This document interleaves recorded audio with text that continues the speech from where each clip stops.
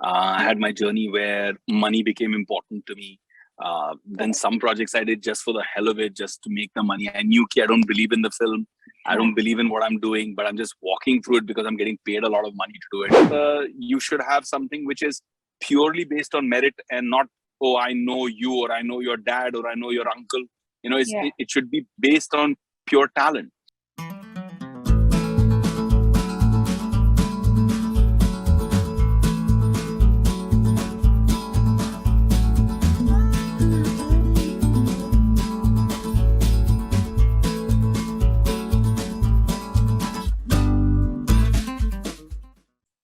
Hello everyone, welcome to PeepingMoon.com. I'm Rashita Sahani, and today joining me for a super thrilling and interesting conversation is Vivek Oberoi, who's all set to impress us all once again with Inside Edge 3.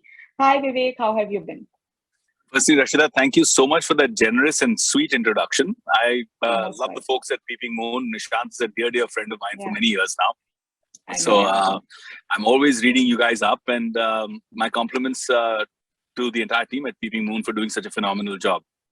That's so sweet. In fact, everyone at PeepingMoon is hooked on to Inside Edge ever since it launched. In fact, we had started our office in 2017 as well. So yeah, we are quite connected to the show. No, I'm so glad to hear that. And I've seen your journey as a company, and you guys are doing so well. Congratulations and more power to you. Thank you so much.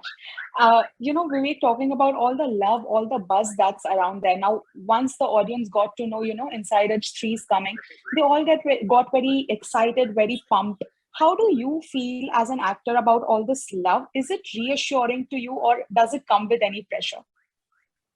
No, for sure. You're absolutely right, Rashid. I mean, I'm as human as anybody else. And I think for actors, it's always good to be a little insecure. If you become too comfortable, too complacent, then I think you're not hungry enough. There's no fire in your belly left. So for me, in terms of the appreciation of an audience, for me, getting my work out there and people connecting to it, commenting on it, that to me is the ultimate story.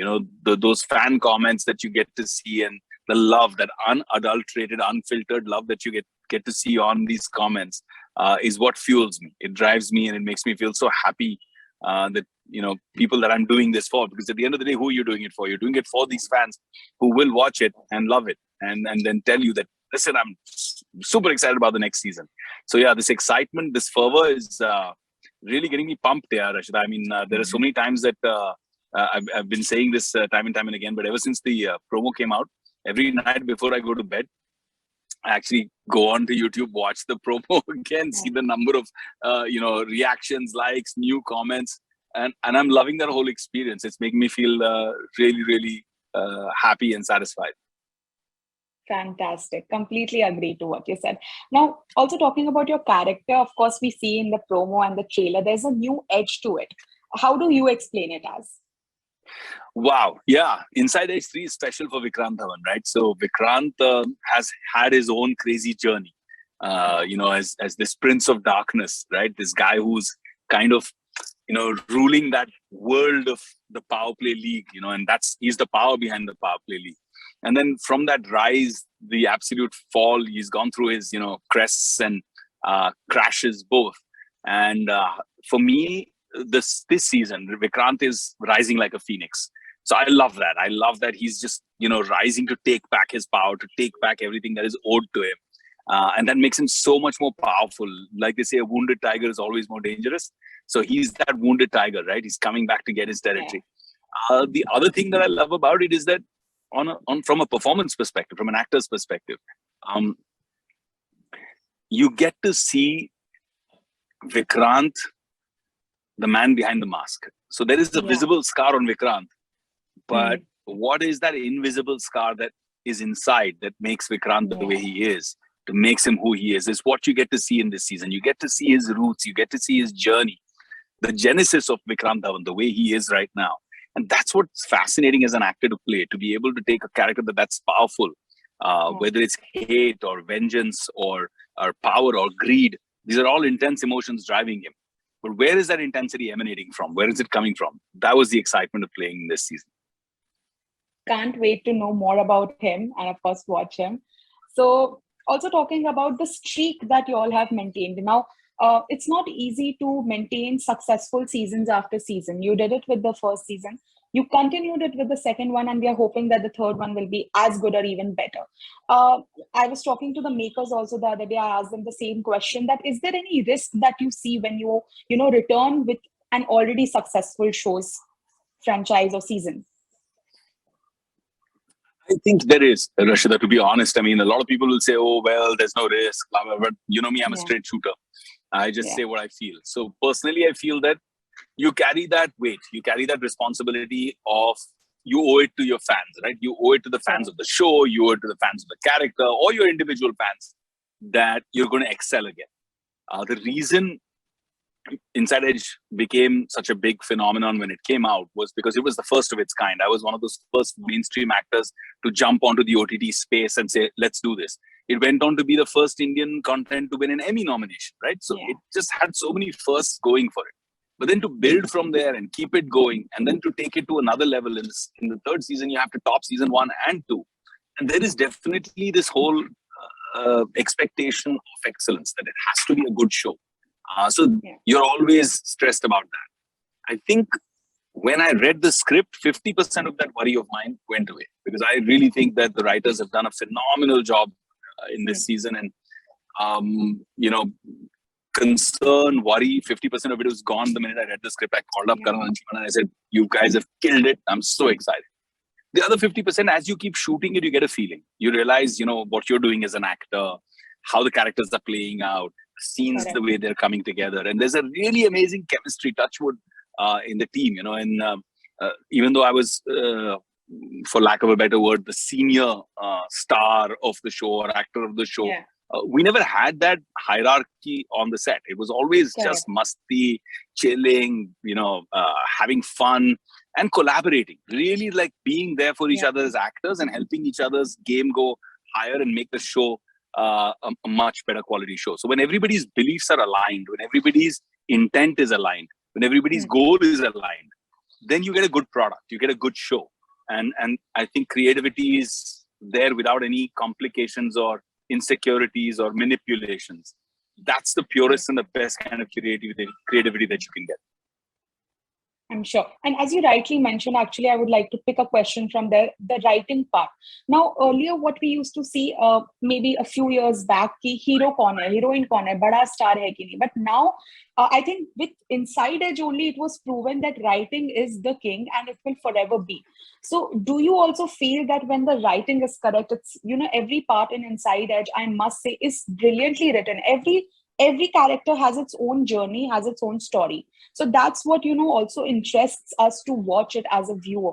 Now, you tell me, do you also feel that if the writing is done correctly, half the job is already done correctly?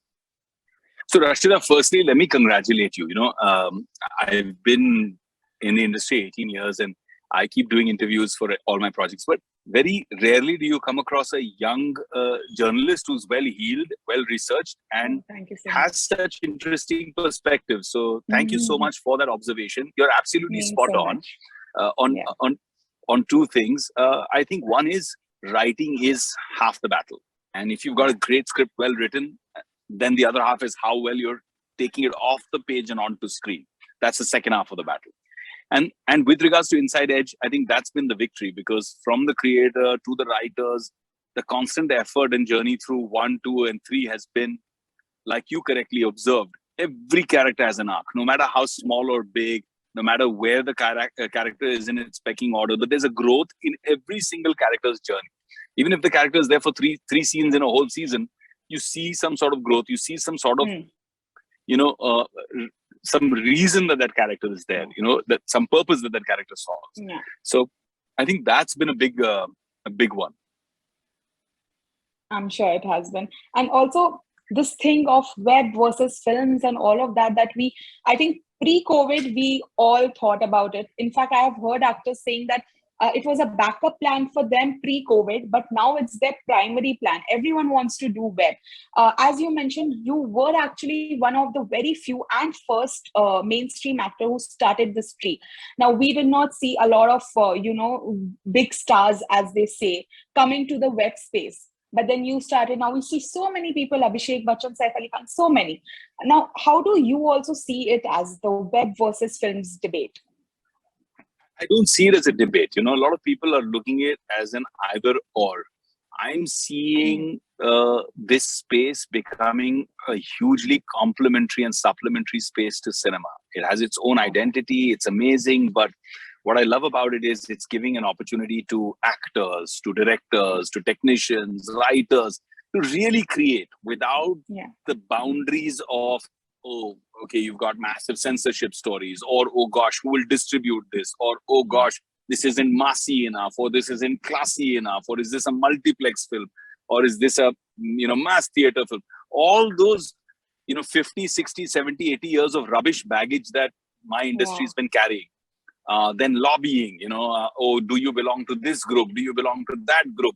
The lack of a meritocracy where just pure talent is being fed into a system. All of those problems have been solved by this space. I mean, hats off to OTTs like Amazon Prime, who have been taking a chance on so many amazing, young, bright, talented people to perform, and they've been killing it. I mean, there are so many stars coming out of this space, and then they feed into our film industry, which is great. I mean, this is what our film industry should have done. It should have had a more open approach to build like a nursery, where you nurture talent and you bring them up rather than stomping them out or making them conform or taking away their originality.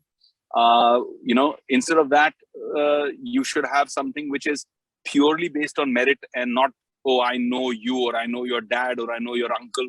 It should be based on pure talent. And that I'm seeing here. It doesn't matter what your surname is.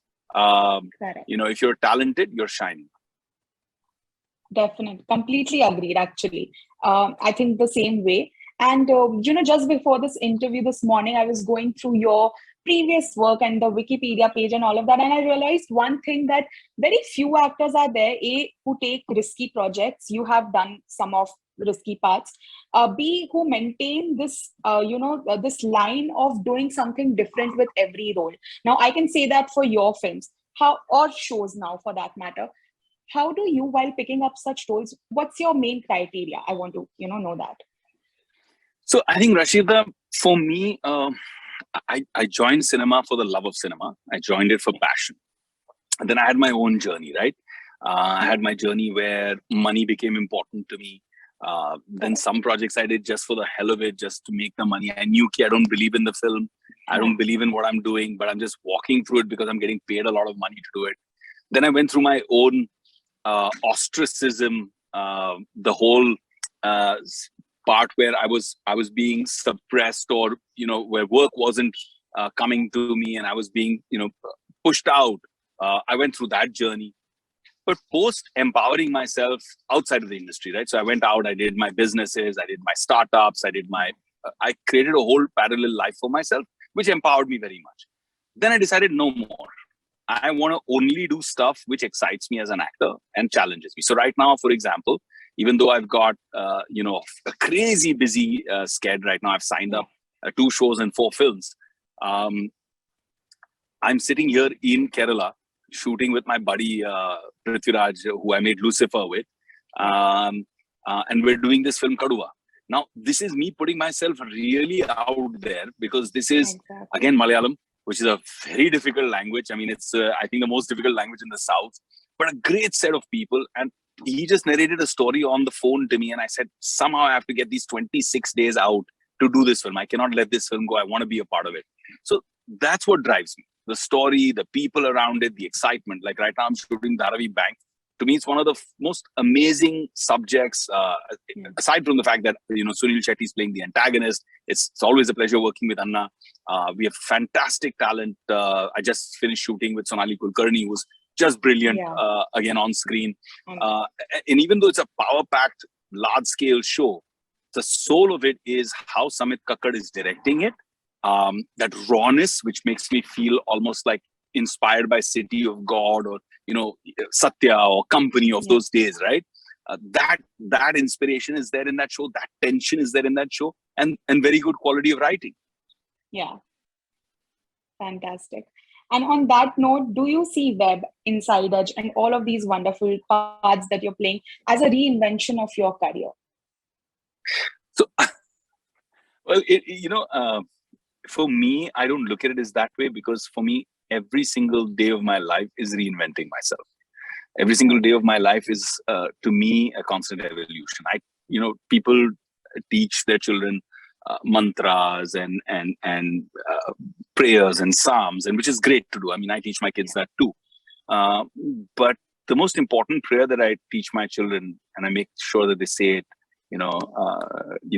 every night before they go to bed, is every day, in every way, I'm getting better and better. Okay. Because that's what you should strive for: a better human being, a better actor, better at whatever you do. Just being better, a better husband, a better father, a better son. That's what life is all about. It's striving for excellence and evolving into it. That's so sweet. And that's such a lovely thought. I'm sure everyone who's watching this, who will be watching this, will be inspired by that. Thank you so much, Vivek. Not every day you come across an actor who has been around for so long and is still so honest and intellectual about everything he does. Thank you for this lovely conversation. Thank you, Rashida. It was a lovely conversation. Thank you. My best to the entire team at PeepingMoon.